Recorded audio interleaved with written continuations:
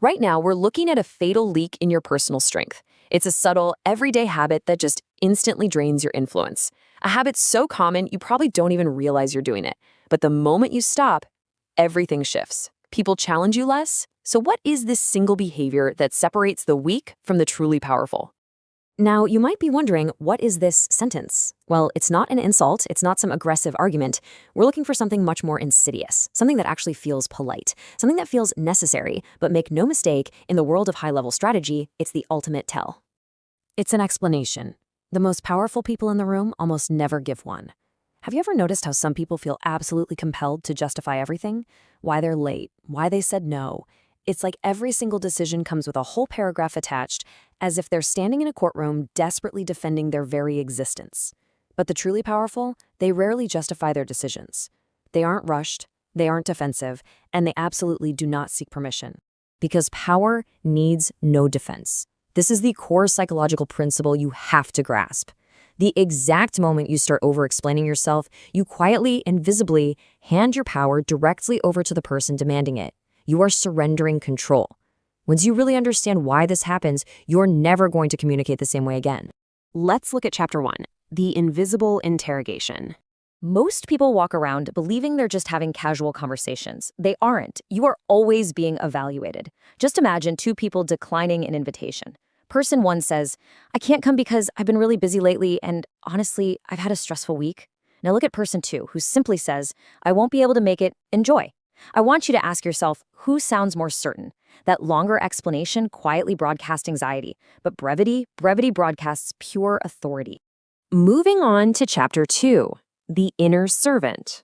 So what is the inner servant? It's that part of your mind that truly believes every decision must be justified before it can be legitimate. It's a deeply rooted subconscious fear. Your inner servant is terrified that if people don't fully understand your reasoning, they're just not going to accept you. And because it fundamentally fears disapproval, it forces you to speak. Take a look at this. Most explanations are requests for approval. I want you to really let that sink in. We don't explain ourselves because the other person needs the information. We explain because we're begging for validation. When you're explaining, you aren't really communicating. You are requesting approval.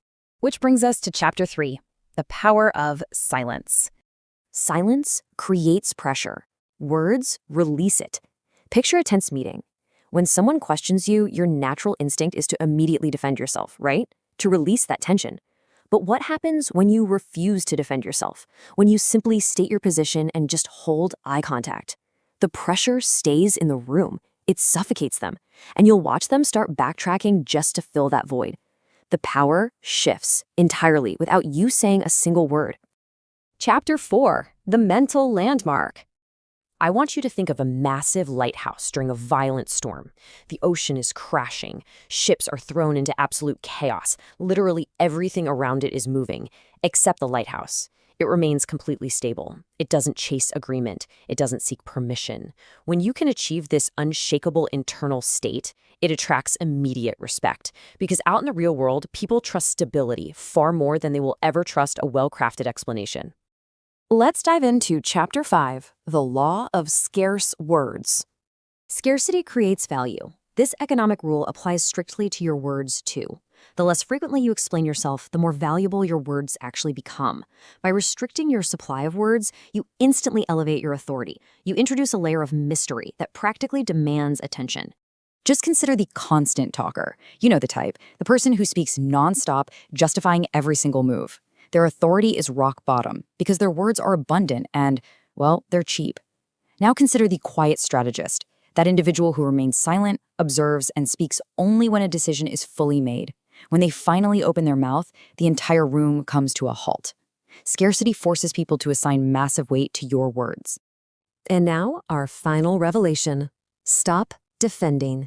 Now, to be clear, the goal here isn't to be cold or arrogant. The goal is to stop defending decisions you've already made. Every time you offer an unnecessary explanation, you are secretly broadcasting this exact message. I need your approval before I can trust myself. The most powerful people on earth, they are perfectly comfortable being misunderstood. So the very next time someone demands an explanation for a decision you've already made, I want you to execute these 4 simple steps. 1, pause. 2, Breathe. Just let the silence do the heavy lifting.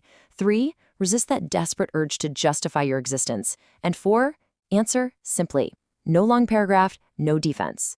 Because authority isn't created by talking more. It's created by needing less approval. You can spend your entire life explaining yourself to people who ultimately don't matter. Or you can spend your life building yourself.